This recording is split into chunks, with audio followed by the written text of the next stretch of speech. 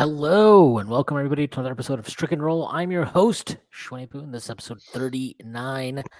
I'm joined by a longtime guest of the pod who has not been on in a while. I don't think you've been on since a very eventful trade that your team made.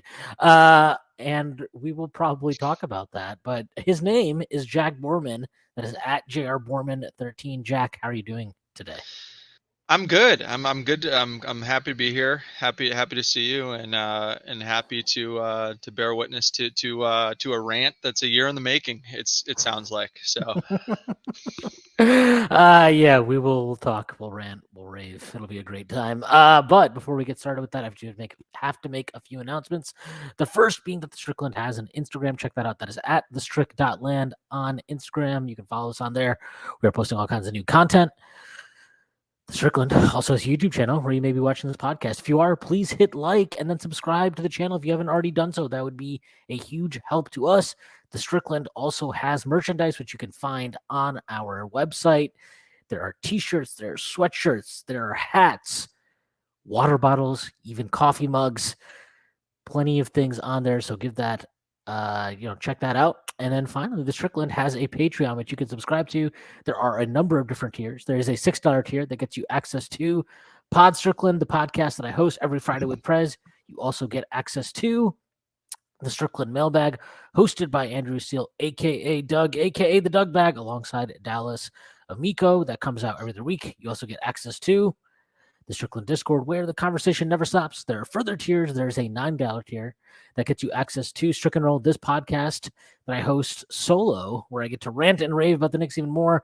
You also get access to wonderful premium articles by Matthew Miranda, one of the best in the business.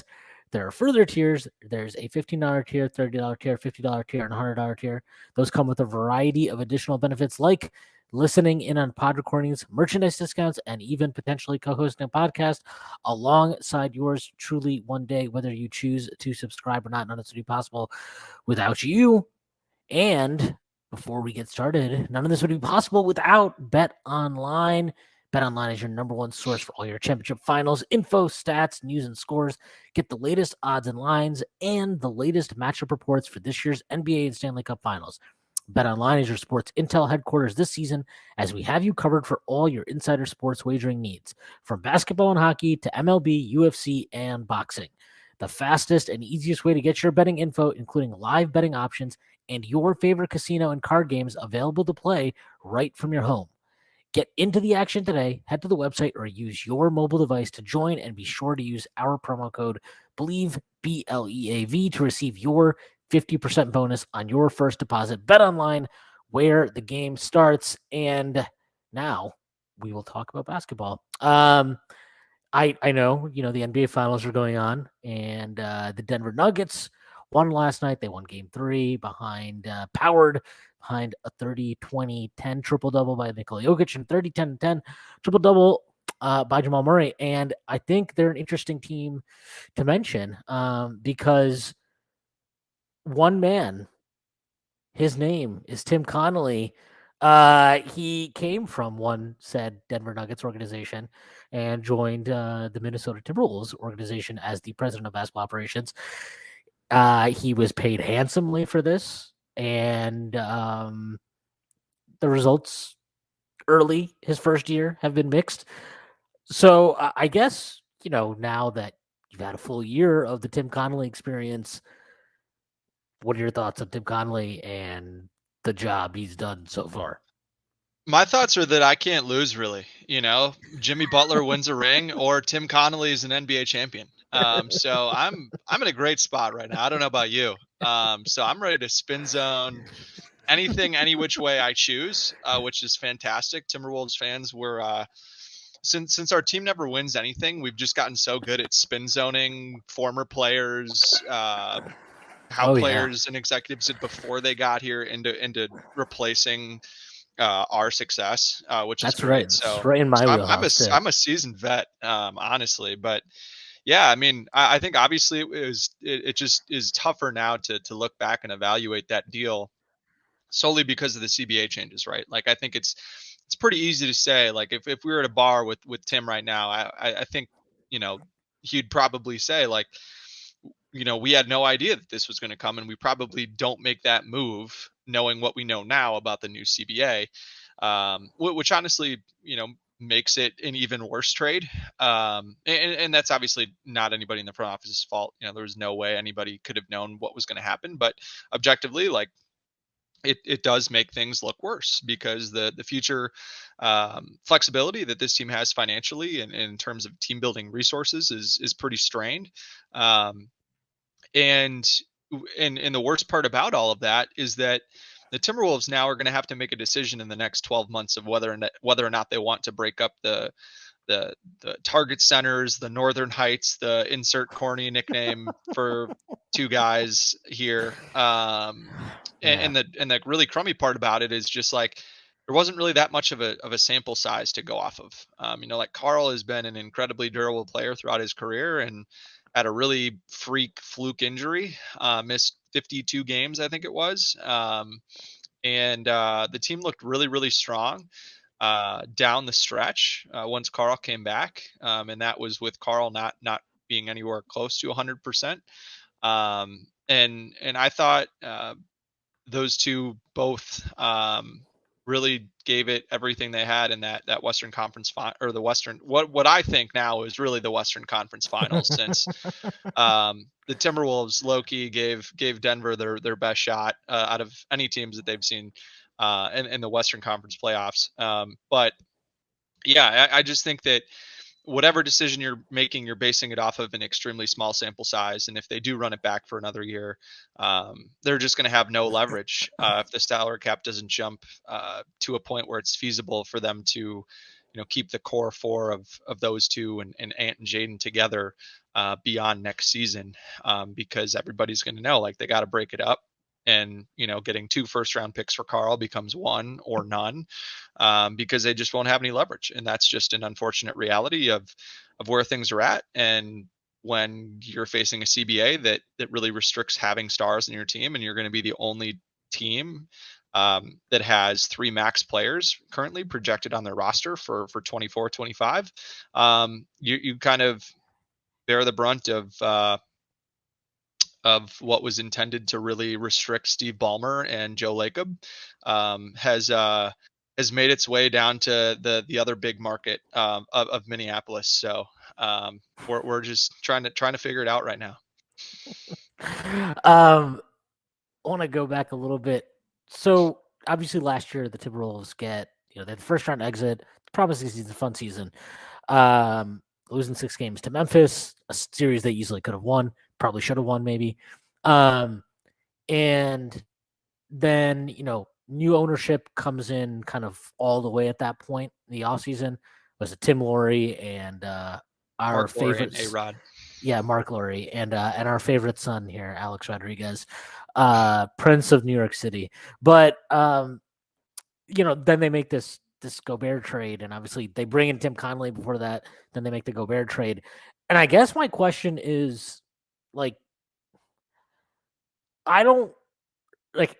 So I think when a GM's job in a large part is like I don't like always giving the pass to a GM of, well, the owner made him do it. The owner made, because like your job as a GM is like, guess what? Billionaires have strong opinions, and when they own their very expensive play toy, they're going to have very strong opinions about it. Your job is to convince them that their idea is stupid if it is stupid, and to not do the stupid thing. And I say that having experienced years and years of GMs with the Knicks being given passes or excuses of, well, James Dolan. And like, look, you took the job knowing who the fucking owner was. So at that point, I don't really think you deserve a pass there entirely. I think this is a little bit different because it is new ownership. Tim Connelly comes in. And my question is, because I don't know this, I haven't seen much reporting on it one way or the other. Was this like all the way a Tim Connelly thing? Because this doesn't really, like, I know he's traded future first round picks in his time in Denver, but a move this big at the price, it's the price, I think that's the big thing. And like you talked about the lack of flexibility post, trade, and we're obviously talking about trading for Rudy Gobert. and like let's just revisit it real quick. It is basically your first round picks in 23, 25, 27 unprotected, and a top 5 protected one in 29. Is that correct? I think it's top 5. Yep. Yeah, and then a pick swap in one of the years, 26 or 28, whichever it is. And then they gave a bunch of shit. Vanderbilt, Beasley, Pat Bev, the great Patrick Beverly. Minnesota legend changed the economy here, according to himself. Love that guy. Stamped. Bring him back next year, please. Those 3, and then who's the European guy? Fucking the guy that you drafted from Barca. Whatever his name is, who cares? Doesn't matter. We'll call him Ricky Rubio. Balmero. Yeah, Balmero. So anyway, that's the trade. How much of this was like Tim Connelly being like, we've got to get this done? Or was this like Tim Connelly being like, hey, we can get Rudy Gobert. It's a good player. Let's think about it. And ownership kind of pushing him to get it done at all costs. Because to me, the way it came across and like looking back on it, it just seems like, and then there was reports at the end of the year, which maybe you can touch on of how much validity there was to it, of like maybe Tim Connelly looks to leave, or he might get a job elsewhere, or whatever the fuck it is. I don't think that's going to happen now. I think he's staying. He's almost certainly staying now. But like where did that all fall? Because to me, it feels like it felt very much like a new ownership pushing to make a splash type of decision. And specifically when I say that, I mean at the price, because I can totally see like a GM coming in being like, hey, if we can get Rudy Gobert at X cost, that would be worth it. But it feels like you went X plus, fucking however much beyond that point to get this done. Yeah. So just to start out with the price of it, I think a lot of people around the NBA, not more so fans, I guess, than and maybe like kind of fan run analysis like what we do, was really critical of the Timberwolves for thinking that they should include another first round pick instead of including Jaden McDaniels in that deal. And I think that ended up being the best part of the trade, was that the Timberwolves kept Jaden McDaniels, because he did prove that he is one of, if not the best perimeter defender in the NBA, who is also a really, really good backside rim protector. And so that was a really important win for the Timberwolves. And that was a huge reason why they stayed afloat without Karl, was because they had this elite rim protector and an elite perimeter defender out there, for most of the minutes of the game. So that's probably why those picks became 4 instead of maybe 2 or 3, was because Jaden wasn't included in that. And you look at the players that were included in that trade. I think everybody can point to Walker Kessler, and that's fair. But I think we're all kidding ourselves if like people at the time thought that Walker Kessler was going to become what he became in that first season. I knew. Yeah, I mean, you just know ball like that. So, you're tall, lanky white guys. And Yeah, all the credit to Walker Kessler and the Jazz for developing him and making the trade look even worse. But I do think that there was a significant amount of push from ownership to do this. And the reason that's my opinion is you just go look at Tim Connelly's track record of trading.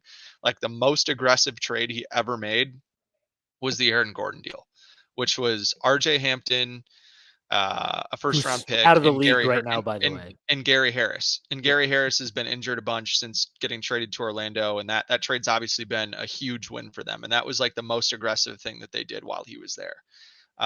You could also talk about giving Paul Millsap like $90 million or whatever it was. But like, Paul Millsap was like also really good. Like, it's also different because that's just money. It's not. Yeah, like, for sure. Yeah, it's just like, but it's just like, that's really the only aggression that we saw from Tim Connelly. Like, there was the report that came out earlier this year that Tim Connelly came to Michael Malone and was like, hey, we have the opportunity to trade Jamal for X guy. And I think people were kind of putting it together that it was that year that Kawhi went to Toronto, and they had the opportunity to do that, and they didn't do that, and they chose to build it organically. And I think the Wolves like had a pretty good argument for building it organically. Like, you already have 2 all-star caliber players in Ant and Karl, and you could have just let it go, and kind of built around them and just kind of monkeyed around and made a trade like the Aaron Gordon trade, where you just trade like, let's say you trade, I don't know, like Vanderbilt and a first round pick, or Vanderbilt and, a little salary filler to get to like a guy that's making like 15-ish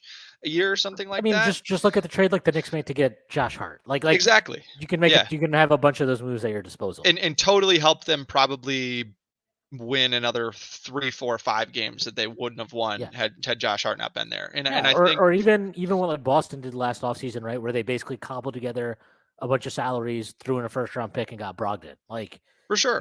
And moves like that are always when you keep your first round picks, you have those like little margin moves at your disposal.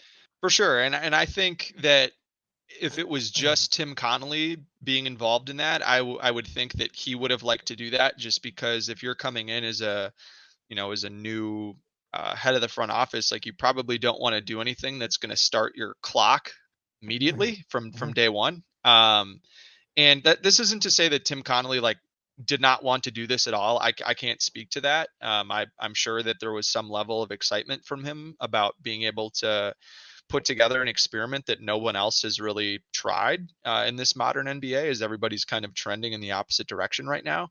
And you look at the Western Conference and you think about guys like Jokic and Anthony Davis and LeBron, and now Kevin Durant obviously wasn't there at the time, but like, and then you look at guys who just live in the paint, like Luka and De'Aaron Fox and Steph and LeBron and uh, Booker and all these guys that are able to really make stuff happen around the rim. Like the Timberwolves being able to put an elite defense, hypothetically with Jaden and Rudy, um, into a place, into a Western Conference that really, if you're gonna survive, you got to figure out ways to stop those guys. Like on paper, it makes sense why you could be excited about that team, and you saw flashes of it in the first round against Denver. But yeah, man, it's just tough. And I think that the biggest kind of vibe that I get from Timberwolves fans is just like they would love to run it back, because I think they really started to see the potential in it. They had a huge win over Golden State. I think it was the second game Cat played in after winning the night before in Sacramento in a crazy way. Um, you know, those were kind of flashes. And then you saw in game 4, Caitlin Clark gets shown on the future Lynx legend, by the way. Caitlin Clark gets shown on the Jumbotron, and then Anthony Edwards just did like a Jordan Poole, where like sees somebody in the front row and then just starts going crazy. I think the Timberwolves went like on a 14-2 run after they showed her on the Jumbotron, and Ant like went bananas and I think had 40 points in that game or something like that. And so those are kinds of the flashes that fans got to see that really got them excited and wanting to run it back. Just because we didn't get to see it for a lot of the season. And, understandably, it was really clunky the first 20 games because Cat sacrificed a ton as a scorer to constantly be looking for Rudy and make him feel involved, because I think he kind of knew that it was going to take Ant a while to get used to it, because Ant's never played with a traditional rim rolling big guy in pick and roll. Ant's also like a baby, like so it's just different. 20 years old or 21 years old. Like it's pretty crazy to think about. So I think that's kind of where things are at. I'd say like it was probably like 75% ownership would be like where I would put that at. But there's some margin for error there. But just looking at Tim Connelly's track record, you look at a guy like Gobert, who the teams that he's played on have been really good regular season teams that have always made the playoffs for a new ownership group. Like feeling like you have a guaranteed playoff run just because you have Gobert on the roster and you'll win 45, 50 games and can get some, return on investment right away for making the playoffs for the next 4 or 5 years. I certainly understand the appeal of that. But injuries happen and that can muck up plans pretty quickly. So. Yeah. It's tough. For me, like I think when you see reports of like, oh, Tim Connelly might already leave, who knows how serious that actually was. But when you even see reports like that, and like you got to remember, like there was a lot of hype around like we got Tim Connelly. We first of all we pulled him from like a division rival, theoretically conference rival, and they paid a lot to get him. I think they paid him top of the market money. I'm pretty sure, and like when you like for all of that to happen, and then within a year you're seeing kind of like, oh, he might leave. There might be a reason for him to go, and he might look for a job elsewhere. He could land elsewhere. I think when you see shit like that, it is some indication that the job he signed up for, maybe there was something that happened that it didn't end up being the job that he thought he was getting. And I feel like that is probably what happened with the Gobert trade, where it was like, hey, like, I'm going to present you opportunities and things that we can do. Like, I want your input. And that turns into the owner being like, no, that's great. You want my input. What I want you to do is make sure you trade for Rudy Gobert no matter what. And I think that puts you in a tough position. And it like puts them in a position where like they made the right call to not trade McDaniels instead of the extra first round pick. But it's also one of those things where it's like what if we just hadn't done any of that? And look, it even speaks well. It's copium, man. It's what we got to do. And it's even like a credit to him in some sense, right? That because I'm pretty sure Connelly was on board by the draft, right? So like they end up taking Walker Kessler, who look like whatever you want to say about him, he was what, a top 2-3 and rookie that was very much a Chris Finch pick. Finch loved Walker Kessler, and I think that made sense because they were definitely interested in trying this two bigs thing. Like I think they were really into the idea. Like I'm pretty sure that Kevon Looney was a guy that the Wolves went after pretty hard, and he actually I think went back to the Warriors for less money. And that was part of what I believe fueled the decision to trade for Rudy Gobert. And then two, like with Walker Kessler, like, you know, that's something where you can try it for 5 minutes a game and just see how it works. Maybe if it's a team where you're like, we really think we can impose our will and get big against a really small team, you know, like the Warriors, for instance, like, let's try it. Let's just roll it out there and see what happens. But I think it was kind of like a soft launch, and that like, if we like this, great. Like we can, you know, continue to evolve it over time and kind of have like Naz and Cat be these hybrid 4 or 5 guys that could play with Kessler. Because I think the Wolves had a vision that Kessler would be able to shoot threes at some point, just with how much his shot has developed over the last, you know, 24 months now. But then obviously, you know, the Gobert thing is like a full hard launch, jump right into it. So yeah, there's no proof of like I think what I always went back to is like I didn't like the idea because to me, and we've talked about this, like I just don't like Cat at the 4. Like it's just something I don't. To me, it's like it feels a lot like this is a guy we're moving to the 4 because he's not good at the 5. Defensively anyway, obviously, versus it being like this is actually the most optimal use of him. Like it feels a little bit like a compromise.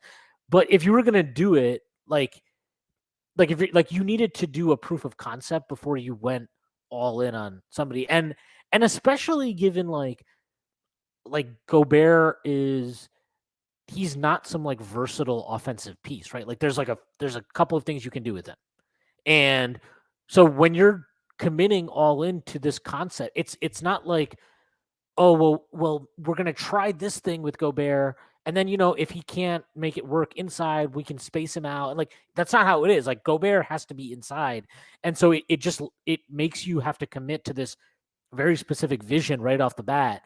And I just have a tough time believing any executive, especially one that had like a decade of experience in Denver, leading an organization. I just have a tough time believing that would have been like his choice. And so, you know, look, it is what it is. Again, like he took the job and he's getting paid very handsomely for it. So I don't think anybody needs to feel like too bad for Tim Connelly here. For sure. Yeah. But it is unfortunate in the sense of like, you can kind of see like if you go back and then you look at what they had done prior to the Gobert trade, you can already kind of see the idea of like, okay, like what we want to try this thing. We want to see this thing. Let's see this thing for a little bit.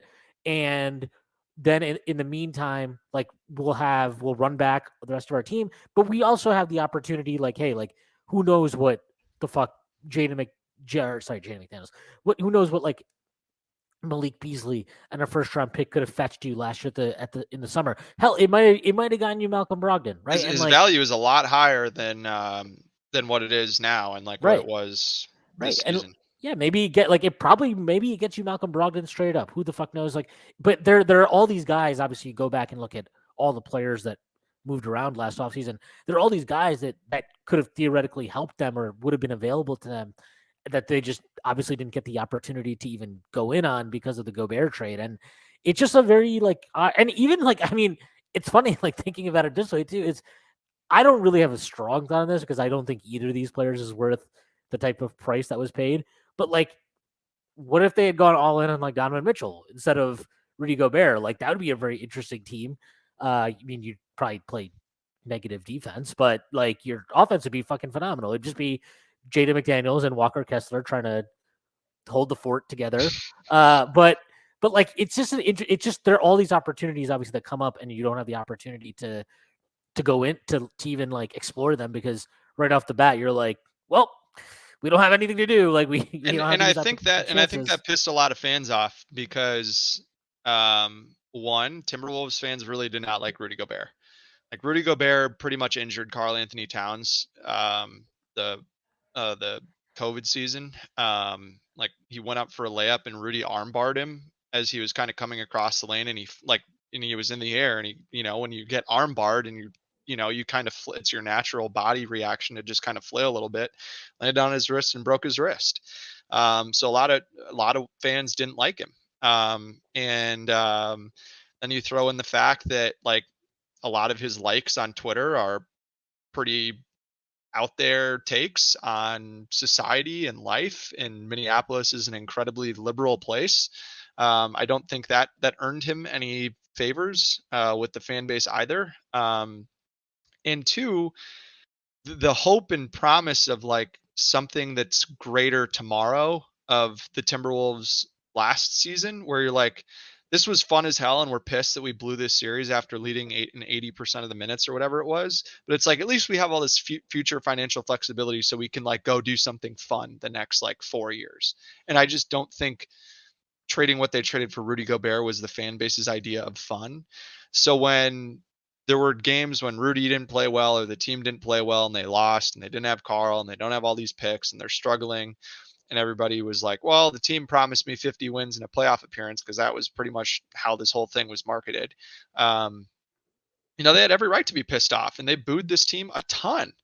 And everybody inside the Timberwolves, except for Anthony Edwards, pretty much was like, what are these bum fans booing us for? It's like, what are you talking about? We spent all this money, you did all this marketing telling us how great this is going to be, and it's not great. Karl being hurt or not, this is a joke. And they had every right to be mad. And the fact that Rudy Gobert and Chris Finch told them to not come to the game if they're going to boo the team, get out of here, please. Take that somewhere else. Carlos Correa, for instance, same fan base, was like, hey, I've been playing like crap. I'd boo myself too if I was a fan paying money to come watch me play and getting excited about me coming here and I'm playing like crap. Carlos Correa says that, then 2 nights later hits a walk off or hits a game tying or walk off hit to win a game. And it's like that, Famously, it's the that's legend. The New York Met, yeah, the near New York Met. Yeah, and it's just that's the type of stuff that ingratiates you with a fan base, not complaining about it and whatnot. But I going back to the Connelly thing of well, is he going to leave? He had an opportunity on a really popular local radio show here to completely shut down that he was going to that he was not leaving and going to return, and he elected to not do that. He was just oh, focused on the Timberwolves right now, focusing on the draft, interviewing guys, having a great time. I don't he even was hear the noise. I he don't was read the papers. he was you didn't answer my question. Are you staying or leaving? He was like, I'm focused on the Timberwolves right now. I was like, all right, man. I understand being the statesman aspect of, being an executive where you just you're so used to never tipping your hand about anything. But yeah, from all the reasons you laid out, I could understand why he would want to try to leave. And he's from Baltimore, and he's got to start with the Wizards. So, it makes sense. And Bob Myers is another guy that was on that Masai. It was Masai, Bob Myers, Tim Connelly, and I think Pat Riley was on there. The list of of executives the Timberwolves ownership group wanted to go after when they first got the team, and hey, credit to them, they got Tim Connelly. So But not Steve Mills though. I don't think so. Maybe Perry was like number 6 on that list. I'm not sure. I could be wrong on that. I only saw the top 5, but they probably couldn't afford Steve. So yeah, I know it's. But hey, I mean, think about how much further your dollar goes in Minnesota than it goes in New York. So